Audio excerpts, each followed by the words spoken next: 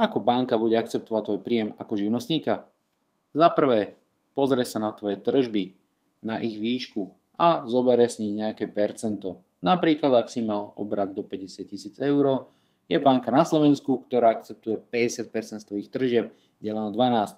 To znamená, cca ten príjem by si mal okolo 2080 eur čistého. Druhá možnosť je, že sa pozrie na základ dane mínus zaplatená daň. Videli to 12, aby prišli na to, aký je tvoj mesačný príjem. Tento druhý prepočet môže byť ale dosť nevýhodný kvôli tomu, že ako živnostník zaplatíš najvyššiu daň a do ďalšieho roka sa ti prenesie aj zvýšené odvody do sociálnej a zdravotnej poisťovne.